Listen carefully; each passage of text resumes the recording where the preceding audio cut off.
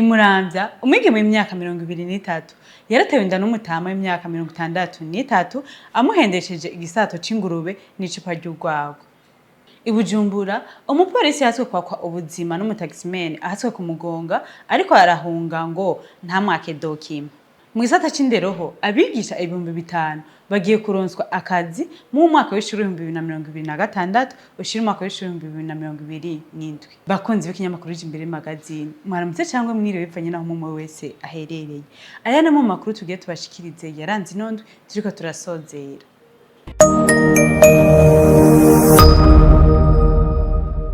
Amakuru yacu reka tuyatangure mu gisagara ca Kayanza neza na neza aho bita ku Mukoro havugwa umukenyezi yishe umugabo wiwe amucumisa imbugita. Ivyo bikaba vyabaye mu ijoro ryo kwa 18 buca ari kwa 19 myandagaro 2026 bivuye ku kutumvikana mu muryango wa Iradukunda. Nkuko twavyiganiwe n'ababanyi banyakwigendera bavuga ko umukenyezi wiwe yamucumise imbugita mu mutima aca aracikana ubwo nyene. Bavuga kandi ko kugeza ubu hataramenyekana ico boba barapfuye kugeza aho yamucumita imbugita.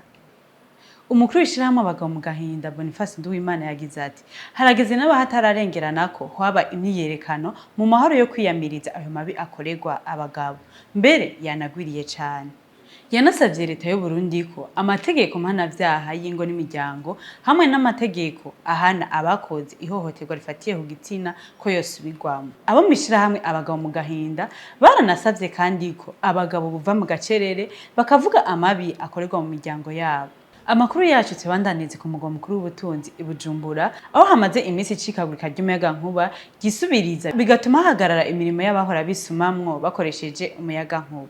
Ivyo bikaba biguma vyibonekeza mu gisagara eka no mu gihugu hagati. Ushobora kumara imisi 2 cyangwa irenga utabonetse. Bigaheza bikica imirimo ya bamwe nk'abadandaji b'amata eka n'abadandaza ibindi vyose bisaba umuyaga nkuba. Umuyobozi wa Regidezo ja Albert Manigomba avuga ko iki kibazo giterwa ahanini n'imihora yashaje hamwe n'abakiriya bashasha baguma biyongera bigatuma amatransformatere aremerwa. Yemeza kandi ko ibikorwa vyo gusubira mu iyo mihora vyatanguye.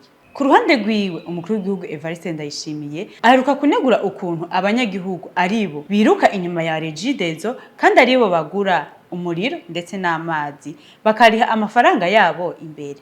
Umukuru w'igihugu yongeye asaba ubuyobozi bwa Regidezo ko ayo mafaranga yegeranywa ava mu banyagihugu yokoreshwa mu kwagura imihora eka ndetse no mu kubaka izindi ngomero. Amakuru yacu tubandanize ku mugwa mukuru wa politike Igitega neza na neza muri komine Muramvya aho umwigeme w'imyaka 23 yituye abajejwe intwaro abasaba ubufasha bwo kuburanya umutamo w'imyaka 63 amwagiriza ngo yamuteye inda. Uwo mwigeme yiganye ko uwo mutama bahuriye ku isoko akamuresha uwo mukobwa atakaramwemerera acamubwira ko ashaka umuntu azotwara hanyuma acaramusohokana amugura urusato rw'inyama y'ingurube ndetse n'icupa ry'urwagwa. Umwigeme yiganye ko bahavuye baryamana amutera inda wa mutama arayihakana niko kwitura ubutungane ariko umutama acatangura guhakana ivyo birego. Abajejwe intwaro bamaze kumviriza baje bafata ingingo yo kuzosura kubumviriza uwo mwigeme yibarutse. Abanyagihugu baho uwo mutama aba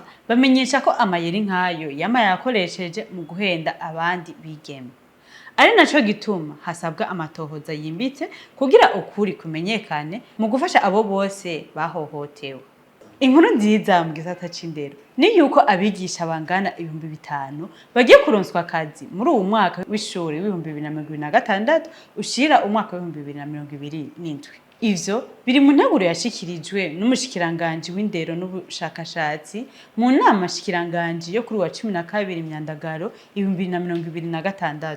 Abo nibo leta ishobora kwakira ku mafaranga yateguye angana n'imiliyaridi 17 n'imiliyoni 785 n'ibihumbi 714 n'amajana 286 by'amafaranga y'amarundi. Nayo Uburundi bwose muri rusangi bukaba bukeneye abigisha bangana n'ibihumbi 14 n'amajana 330. Amakuru yacu akatubandanize ku mugwa mukuru w'ubutunzi Ibujumbura aho ku mugoroba kwa 18 myandagaro 2026 haruguru gato y'igituro c'amabisi ya Mirango Gisande Managasenyi aho umupolisi yaswe kugongwa n'unguruza abantu akoresha imodoka ntoyi beshi bazi ku izina ry'akabido muri za taxi za canga. ivyo vyose vyatanguye abajeje umutekano bariko barereka abunguruza abantu ko bari mu kibanza kitabereye gupakiriramwo, ariko uwundi abandanya apakira. Vyarakomeye niho bamusaba ivyangombwa vyo benshi bazi kw'izina ry'amadokima, uyundi aranka kuzitanga.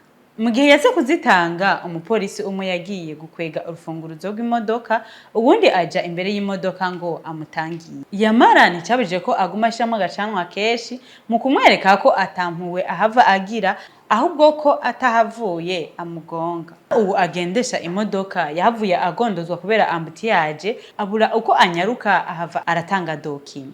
Uyu yaswe kugongwa niho yagira ati mbega amande y'ibihumbi 50 nivyo vyotuma waka ubuzima umuntu, nyabuna wo kwemera ikosa hama ugakosorwa. Bakunzi w'ikinyamakuru Jimbere magazine, amakuru yacu reka tuyasozerere ku nkuru y'umuriro wadutse kuri wa 21 Nyandagaro 2026 mu gisagara ca Bujumbura mu nzu y'idandarizo aho bita muri Galeri Ndayizamba no muri Paris. Nkuko bivugwa n'abatanguye kwashika bakorera mu ivyo bibanza ngo uwo muriro wadutse muri cave yo muri Galeri Ndayizamba uraheza urarandagata no muri Paris. Abazindutse vyarakunze ko bahungisha utwabo, ariko abashitse bateba ntivyakunze ko barokora ikintu na kimwe kuko umuriro wari wamaze kuba mwinshi. Mwomenya ko gushika n'ubu uwo muriro tutaramenya icawuteye. Umukuru w'igihugu Evariste Ndayishimiye mu itangazo yacishije ku rubuga rwiwe rwa X yakiranye umubabaro mwinshi ibijanye n'iryo sanganya ry'umuriro, akaba yaremesheje abahishije ivyabo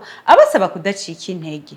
Yasozereye avuga ko amatohoza yimbitse agiye gukorwa kugira ngo hamenyekane icateye uwo muriro.